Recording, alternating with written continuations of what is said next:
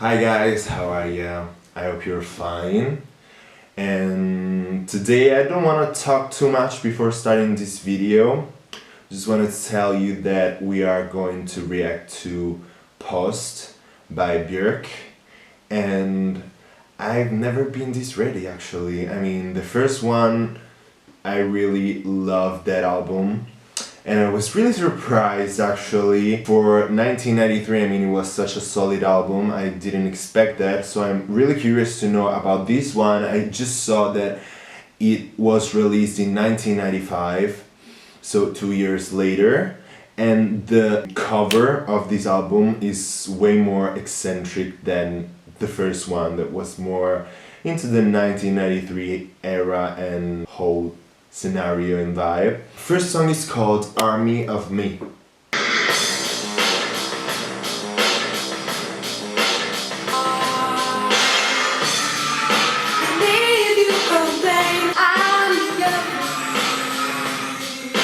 I'm scared.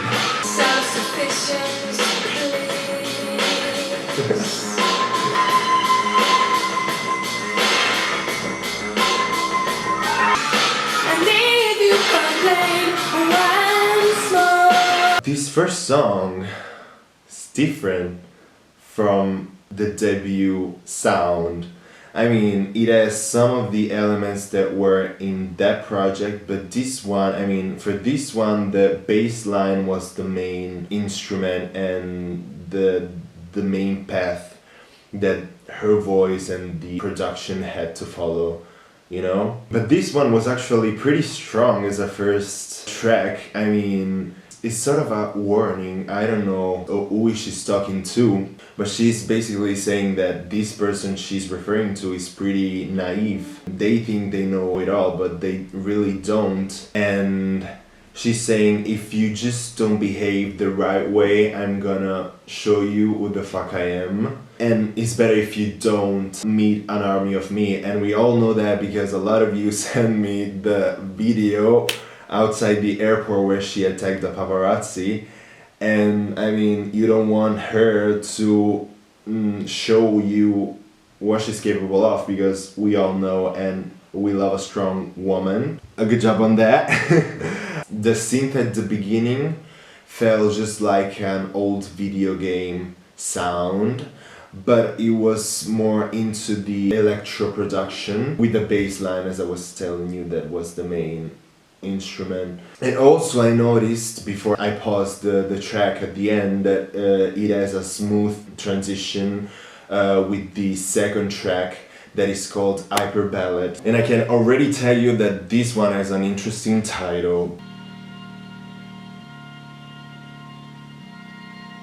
This beautiful view, I walk towards the edge. I go through all this before I go through all this before sounds they make on their way down against those rocks. Wow, that's heavy.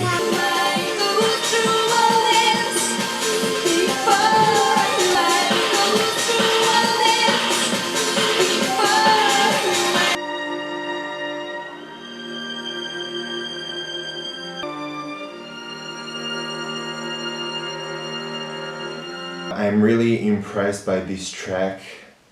It's mainly because let's talk first about the production, okay?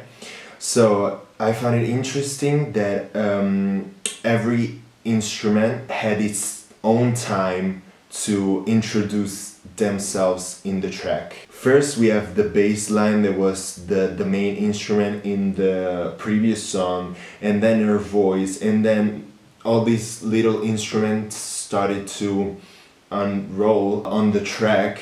And then the production built up. I mean, you could feel all the different layers. And then the chorus, we had this explosion in the first one, but then in the second one we had these different elements added, this disco vibe to it. But then at the end, in the post-chorus, at the end, the outro, it went all back to normal. The track was empty of all those instruments that were added little one by one, and just to leave us there with the strings, with this sweet and pure outro that kind of deleted everything that came before that in a good way. This is one of those songs that has so many details and is well thought. I mean, this production is so well thought that you can just enjoy listening to this song. You will never get bored, because every time you listen to a song like this, you will notice something different in the production. And I found fitting the title of the track, because Hyper Ballad,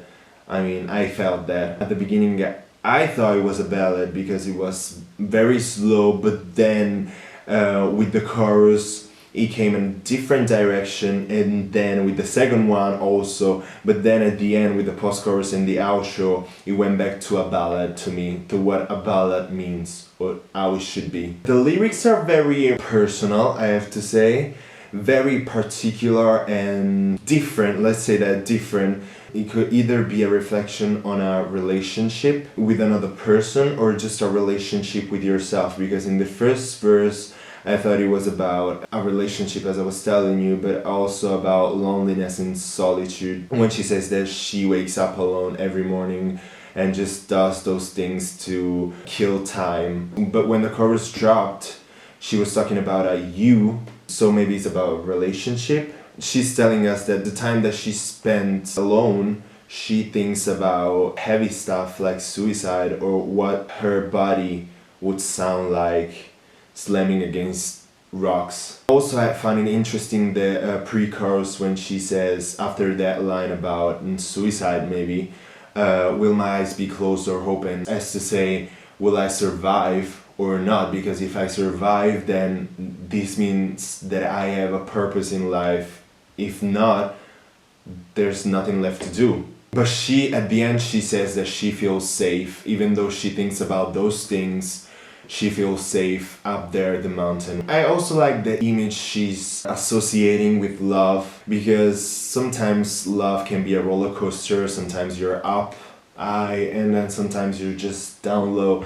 So the fact that maybe she's seeing love and a relationship as a mountain is just because sometimes love can be just that, just a high. Next track is called The Modern Things. Things I love the way she like says cars existed things. True. I mean, not always, but... in a mountain. Oh, a mountain again! The right moment into the fierce of change. It's up to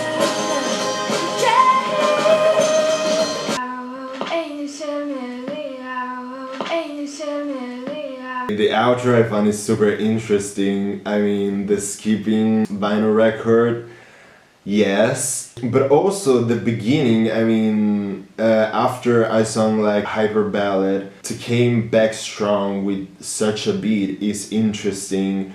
But I have to say that I'm pretty confused about this track. I got the fact that she's talking her language in the chorus and the post-chorus. But I didn't get what she was talking about. This is the thing that I forgot to say in the previous track, that I like how she takes her time to step into the track, and you never know, because sometimes she steps into the track when you least expect her to. It's pretty particular, that side of her too. But here again we find a common word, just like mountain, that we had before. And I don't know if it's a reflection on modern world, and it's a way to say we don't have to change the way we see the world, even though we have a lot of new technologies and innovations and all of that. We just have to stay focused on the fact that we are human, because all the things we have now, we had them in the past too. But now they're better. I mean, now, 1995, they're better. Maybe it's just a reflection about the fact that we have to stay true to ourselves and nature. Maybe it's just a reflection on how these things that we built, this new stuff, will in the future become better than us and take our places. I don't know, because I lost half of the track with her Icelandic. If you know more than me, of course, just let me know because I want to know. Next song is called It's Oh So Quiet. Maybe I know this song. Yeah, I know this song. And so peaceful until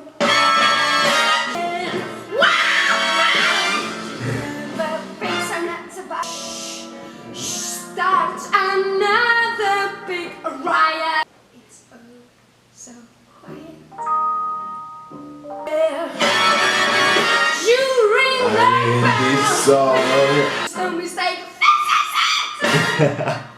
I know this one is a cover. I don't know how old this song is actually. This song fits her and fits her voice actually. And everything she can do with her voice. She can be quiet and just introspective, and she can be loud and just scream. This song to me is just a reflection on love and how love can be, and that reflection reflects on her voice. Just as I was saying before, how she sings quietly and then she screams and she gets mad, and the music that follows this path is a reflection of that too. So this song is just cohesive with the music, with her voice, with the lyrics. It's just perfect way of doing a cover. I mean, sometimes covers are not necessary in an album, but this one was really fitting, and to me it fits the album till now and the theme of the album till now. Next one is called Enjoy. Oh.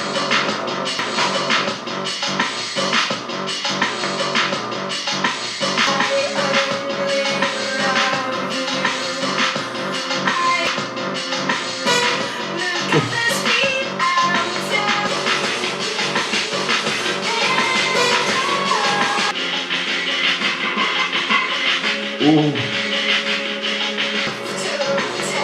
What is this talking about?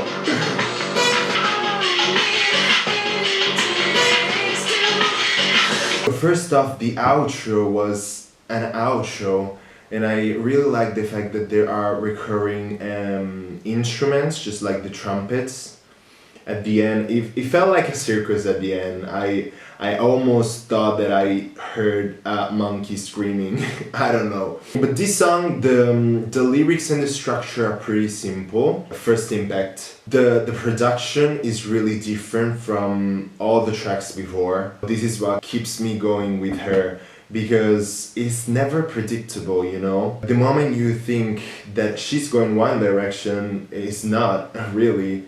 And that what's his artistry to me. I mean, I like this. I'm always entertained, and that's what I'm looking for right now. I mean, to be a 1995 album is pretty wide, production-wise, and talking about influences and music. This one kind of reminded me a little bit of modern music, especially with the first things that Lord did, production-wise. Don't get me wrong, but production-wise it's really just that dark feeling, you know? This song felt more claustrophobic and just but I really like that because this is the genre I like. The things that you think they are simple, because the lyrics are pretty simple if you just look at them, but attached to the music they're really not, and the music gives you that input to think that this is not just a simple song. So I like the fact that the verses are kind of twisted, because you never get what she's really talking about until I arrive to the pre-chorus, the second pre-chorus, when she says this is sex without touching. I mean, sex without touching to me is something that is completely impossible. And this made me reflect on the verses, especially when she says, I wish I'd only look and didn't have to touch, I wish I'd only smell this and didn't have to taste. I mean, she's basically saying that she wanna enjoy life or herself the way she wants to, but sometimes you're forced to do something that is really not what you want to do, but is the common and right thing to do for society or, common sense. So she's saying that she has desires and she wishes that she really didn't have those human and explicit desires, because look and smell, you don't have to touch things, but to touch and taste, is more a direct way of doing things. This conflicted version of herself, I'm really into it, because she says in the first verse that she really wants simplicity, so she really wants to do things her way, but sometimes she cannot do that, and she maybe don't want to accept that because she's a rebel. Is a song that we can relate to, especially against society sometimes. So I felt that. Next song is called You've Been Flirting Again. This is an interesting title. All that she said, what she said was true. Was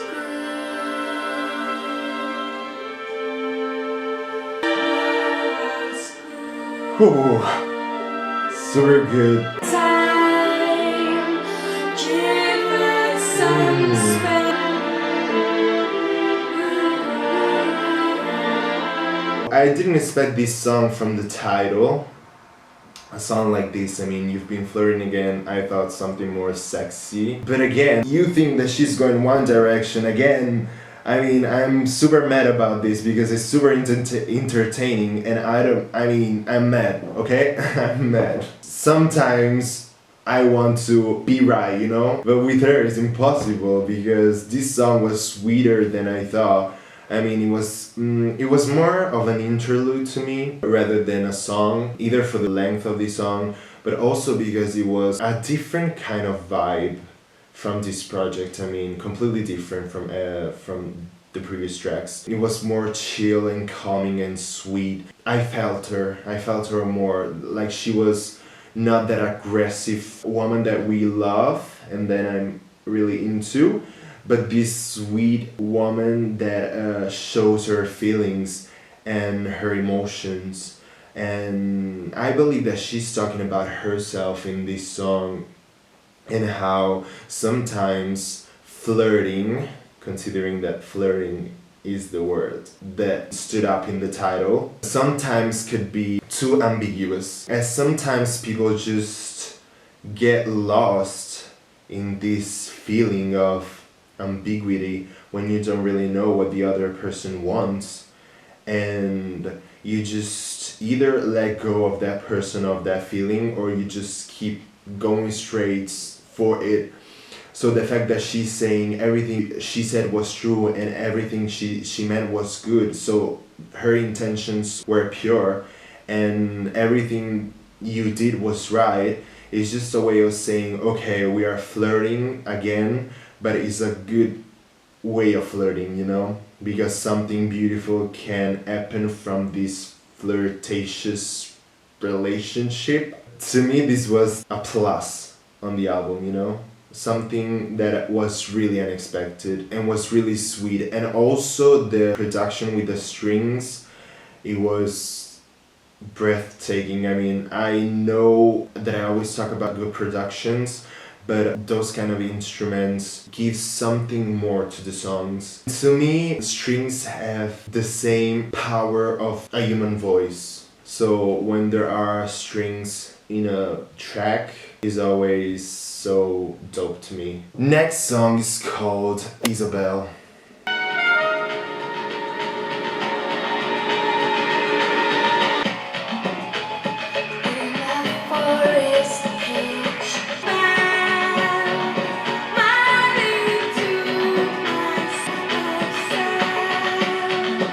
Okay. Screams again.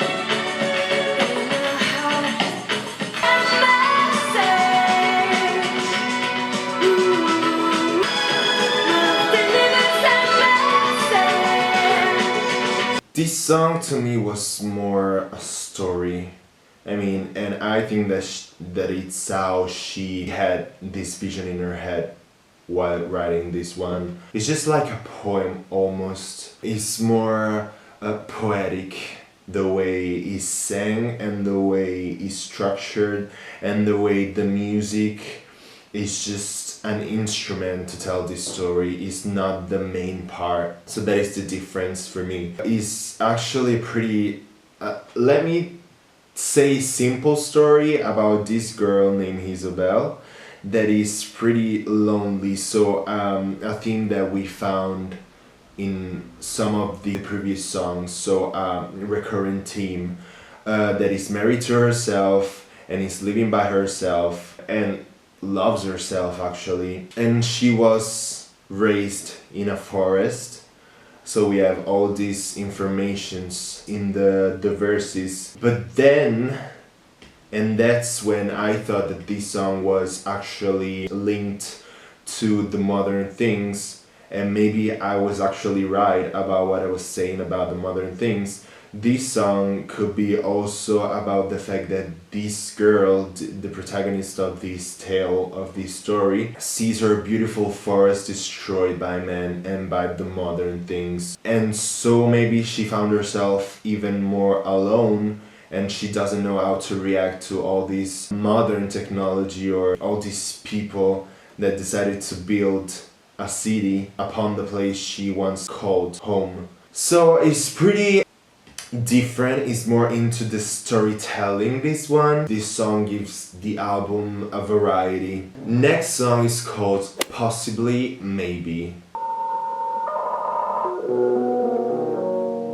Oh. Finds me out.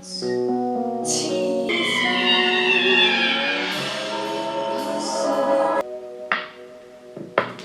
Oh. as much as I possibly maybe temptate excites me, baby, love you promised me. Where is it? I felt that. This song was pretty dark actually, and another song that talks about love but more in a personal way, in a heartfelt way to me. It's kind of funny how certain themes are returning, just the flirting one, the solitude one, and the loneliness, and obviously love. But to me this one felt more real and more vulnerable. I also find it pretty interesting when she does this key change in the beat, or where the beat changes drastically from the first part to the second part of the song, just like it did after the first chorus. I also keep noticing how she pronounces certain words such as uncertainty. She seemed uncertain while pronouncing that word. I like how she put emphasis on certain words. I'm also wondering why she put a single line in French, Mon petit volcan. That is pretty strange. I don't know if the person she's talking about was a French guy but that is pretty interesting. And I also like the fact that she kept the chorus pretty basic and with the same melody for each chorus, but the verses they changed throughout the song. Next one is called I Miss You.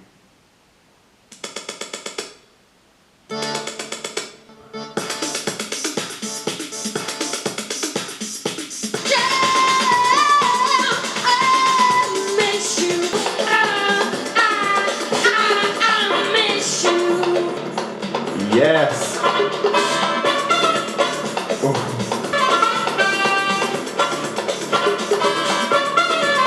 Yes!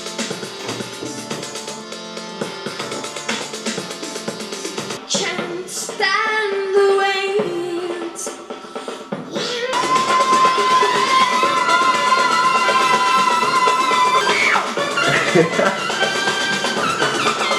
Wow! This song as it all, great production and so diverse. I mean, every block of the song has a different instrument and movement. Again, the fact that it's unpredictable, the production, and the thing that I like the most about her that I always forget to say is that sometimes, most of the times, her songs are so chaotic, but at the same time you can really focus on every layer even though they are chaotic. And that is so impressive to me. In her lyrics I always found this uncertainty, as she said before. When she's talking about relationship, at the end she says, I haven't met you yet, so I don't know why I'm missing you, but I am. The interlude was everything, was all over the place, and I like that. And sometimes I think that her gibberish, talking and singing, is a reflection of the production of some of the production of her songs, and I really like this cohesion between the two elements. And I also like the fact that the bridge was the most calm part of the song, such reflective part. It's the part where she says, I mean, who are you? And she really shows here her uncertainty, talking about that person. Next song is called Cover Me.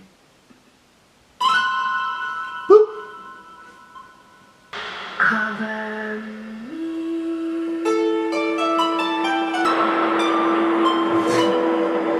What is happening?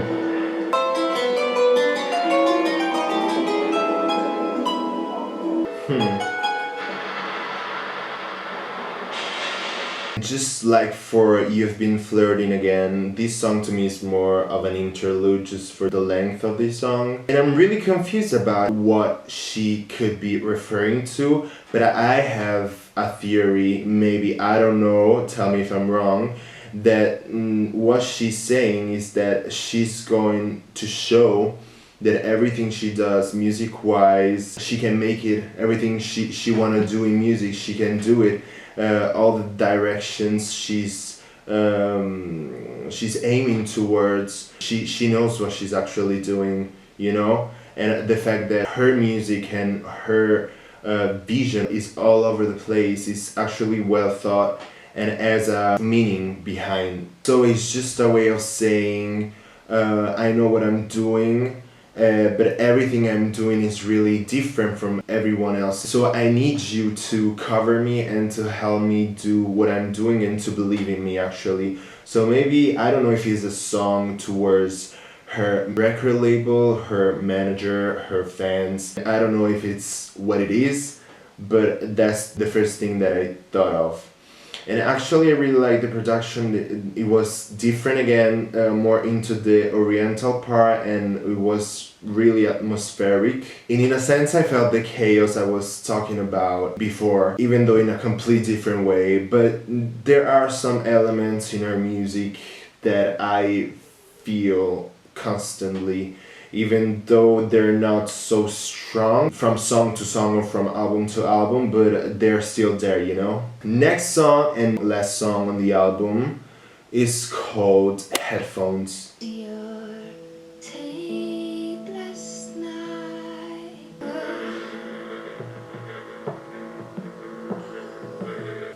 My headphones, it allowed me to sleep, to sleep, to sleep.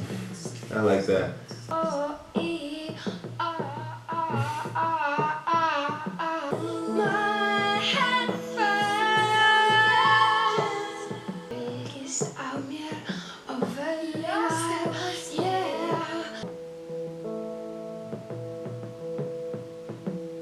I like this production way too much. I mean, I felt like it wasn't concrete or tangible, but was something like that felt like floating in the air. I mean, it was just, I don't want to say dreamy because it wasn't that dreamy, but it was something that it was abstract. And that's what the message was also about. It was mainly about the music and our relationship with music is for a person who loves music. That element of abstract that we found in the production, we found it in the message, and we found it in the music actually, because if you think about it, it's something that is not really concrete, but at the same time is something that can become concrete if you give a meaning to that sound or to lyrics. So to me, it's always nice to have a track where people can get lost in it and just give